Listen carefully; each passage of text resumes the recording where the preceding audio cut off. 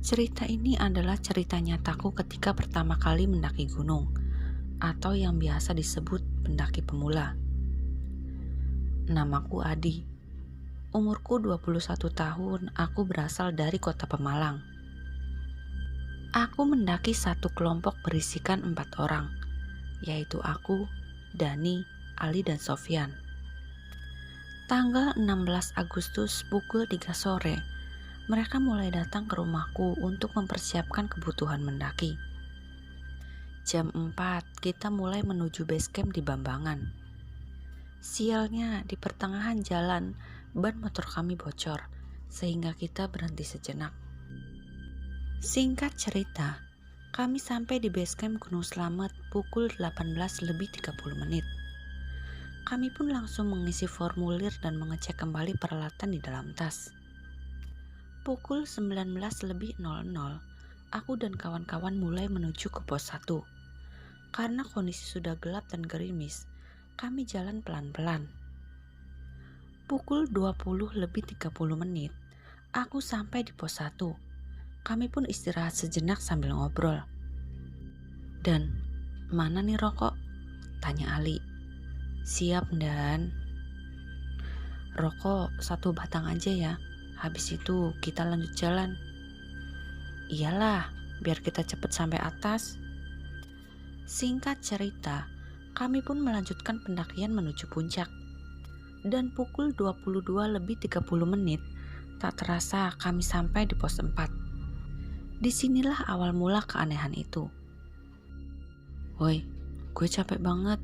Istirahat yuk, capek nih." "Iya, Di, aku juga capek," jawab Dani. "Lemah amat lu pada," saut Sofyan. "Ya udah ya, kita istirahat di sini," kata si Ali. Singkat cerita, kami pun mendirikan tenda dan mulai memasak untuk mengisi perut kami. "Aku masak ya, kamu sama Sofyan bikin tenda. Ali bantu aku." Siap." Aku pun mulai memasak mie rebus sedangkan Dani sibuk mendirikan tenda. "Di, gimana? Udah beres makanan?" "Udah siap, Mase." Oke. Oh iya, tumben ya, 17-an kok sepi banget yang mendaki." "Sok tahu lu." "Lah, bukannya di sini nggak ada yang bikin tenda?" "Udahlah, ayo makan." Kami pun mulai makan-makan. Tiba-tiba kejanggalan pun datang. Ada kakek yang bertopi bulat layaknya seorang petani lewat di depan kami. "Permisi, Mas, mau ndaki ya?" "Iya, Mbah. Mbah mau kemana?" "Mau ke pasar." "Loh, kok ke pasar? Naik arah puncak kek?" "Aku ngantuk guys, aku tidur dulu ya," kata si Sofyan. "Aku juga capek banget," saut Ali. "Mas, boleh nggak kakek minta kopi segelas? Kakek haus." "Boleh kek, ini ada rokok kek, maaf ya kek, kretek." "Ya ndak apa-apa mas, makasih ya mas. Tapi sebaiknya kalian lanjut aja mas, jangan di sini. Ini pos 4, tahu kan pos 4 di sini?" "Emang ada apa kek? Maaf ya kek, kami baru pertama kali naik ke gunung," tanya Dani. "Kalau bisa pindah aja, jangan di sini." Singkat cerita, kakek pun pamit. Sebelum kakek pamit, beliau berkata, "Kalian orang baik, kakek akan menjagamu sampai ke bawah lagi." Karena waktu udah pukul 23:30, Dani pun masuk ke tenda dan aku mau buang air kecil dekat tenda. Tiba-tiba aku mulai mendengar suara keramaian layaknya di desa. Singkat cerita, aku berjalan menuju ke tenda. Entah aku yang teledor atau gimana, aku terpeleset dan pingsan. Singkat cerita, aku bangun dan aku sudah di dalam rumah. Aku pun bingung. Sambil lihat kanan dan kiri, tiba-tiba dari arah luar rumah ada nenek-nenek yang memanggil seseorang. "Pak, Pak, itu loh udah bangun." Mereka pun mulai mendekati aku. "Loh, udah sadar toh? Di mana ini, Kek? Dan temen aku mana? Bukannya kakek yang tadi ngopi bareng sama aku ya, Kek?" Entah suara dari mana, aku mendengarkan azan. "Kamu di desa Bambangan, Mas?" jawab kakek itu. "Maksudnya, Kek, kok di luar banyak pendaki?" "Ya nggak apa-apa, itu mereka juga pendaki, tapi mereka yang melanggar kesalahan, Mas." "Udah, makan dulu, Mas. Kamu lapar kan?" kata si nenek. "Kek, izin mau sholat, Kek. Soalnya udah azan." "Silakan, Mas. Di samping warung sate ada tempat sholat." Singkat cerita, aku pun selesai sholat. Sambil aku berjalan menuju rumah kakek, aku melihat ada satu pendaki yang sedang duduk di depan rumah kakek sambil menulis di batu. Aku bertanya ke pendaki itu, "Assalamualaikum, Mas." Beliau diam saja tanpa berkata apa-apa. Aku pun melihat tulisan yang ada di batu itu. Ada tulisan 1981. Aku pun bingung. Tiba-tiba kakek memanggil aku. "Mas, sini." Aku pun mulai mendekati kakek. "Iya, Kek. Maaf, Kek. Itu siapa ya? Kok aku tanya diem aja?" Kakek hanya diam dan masuk ke dalam rumah. Aku pun di situ kebingungan dan takut. Aku pun masuk ke rumah kakek untuk berpamitan.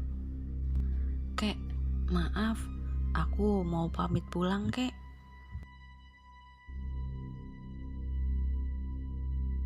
"Balike ngesuk baik, arpan udan, dalane angil."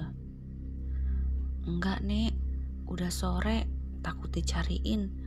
Di situ aku mulai ketakutan dan bingung. "Jangan takut, Mas. Kamu orang baik. Kan kakek udah bilang, kakek akan mengantar kamu." "Maaf, Kek. Aku di mana?" sambil bingung. "Kamu di desa Bambangan, samping pasar Samarantu, Mas." Aku pun ketakutan sejadi-jadinya. Aku langsung menangis karena aku teringat cerita temanku tentang pasar Samarantu. "Kek, aku pengen pulang." Kakek dan nenek pun diam. Mereka keluar rumah dan aku pun mengikuti beliau. Tanpa aku duga, kakek dan nenek itu memarahi pendaki yang aku tanyakan tadi. "Kui loh, neleng bocah, munggah sopan, omongannya apik, ora kaya kowe, tamu gemagus sopan, ora gemagus iya." Sambil menunjuk aku. Aku pun mendengar kakek yang sedang berbicara ke pendaki itu. "Kek, maaf, ini ada apa ya?" "Iki loh, bocah tamu, tapi laka sopane, laka tata kramane." Singkat cerita, aku pun pamit kepada kakek dan nenek. Aku berjalan cukup ke bawah, dan betapa kagetnya, aku melihat banyak sekali pedagang layaknya di pasar. Tanpa aku sadari, si kakek ada di belakangku. Setelah berjalan lumayan jauh, tiba-tiba aku sampai di rumah kakek dan nenek lagi. Aku pun tambah ketakutan. Tiba-tiba kakek menepuk pundak aku. "Wis diomongi, mengko bae balike, wis sore, kok rewel. Ayo mlebu." "Tapi aku harus pulang, Kek. Aku takut orang tuaku mencari." Singkat cerita, malam pun datang. Aku dipanggil kakek duduk di kursi kayu. "Mas, sini, jangan takut. Mbah mau ngomong." "Enji, Kek." "Itu loh di luar. Kamu lihat." Aku pun menengok keluar. Betapa kagetnya melihat ada sekitar 6 atau 8 pendaki yang menangis sambil menulis di batu. "Udah lihat kan?" Aku mulai tambah takut. Itu anak-anak yang tidak sopan bertamu ke rumah kakek. Maksudnya kek, kamu lihat itu yang duduk sambil menulis di batu. Dia bertahun-tahun gak pulang karena dia melanggar peraturan di rumah kakek. Yang sudah masuk ke rumah kakek gak bakalan bisa pulang. Aku gimana kek? Apakah aku bikin kesalahan kek? Kalau aku bikin kesalahan, aku minta maaf kek. Enggak, kamu udah bener. Kamu anak yang sopan. Singkat cerita, aku pun pamit untuk tidur. Pagi pun datang. Aku menengok ke dinding. Waktu menunjukkan pukul 7 pagi. Aku pun keluar dan mau pamitan sama kakek dan nenek. Loh, anakku Istangi. Iya kek, aku pun duduk sambil disuguhi pisang sama si nenek. Kek, aku mau pulang kek, soalnya aku di sini udah sehari semalam. Lagian aku juga kan berangkatnya sama teman-teman kek. Aku takut mereka mencariku. Yo mas, ntar kalau pulang dianterin sama bapak. Aku mau mengantarmu, tapi kamu harus sering-sering kesini mas. Enji kek, maaf kek kalau ngerepotin. Enggak ngerepotin, kamu orang baik. Kalau kamu mau kesini lagi, kamu tidur aja di pos 4. Ntar si bapak yang jemput ya. Iya nek, aku bakalan kesini lagi kok. Enggak usah naik ke atas ya, pulang aja.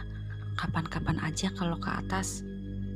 Ini bawa punya kakek buat pegangan.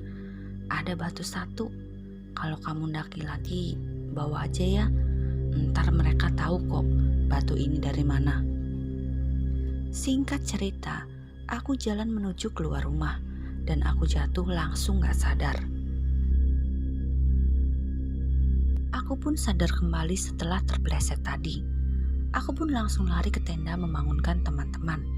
Betapa kagetnya aku melihat jam yang menunjukkan pukul 00. Setelah itu, aku mendengar suara banyak orang di luar. Aku pun ketakutan setengah mati, karena hanya aku yang mendengarkan suara itu. Pagi pun datang. Aku menceritakan kejadian semalam ke teman-teman, dan mereka pun tidak percaya.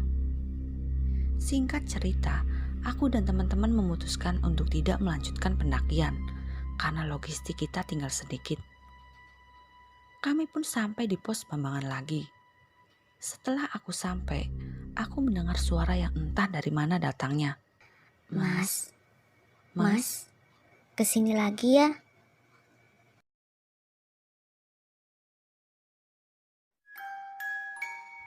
Jika kalian ingin berbagi cerita kepada kami, silahkan DM ke Instagram atau email kami yang ada di kolom deskripsi. Sekian dan terima kasih. Salam dari kami, keluarga pendaki.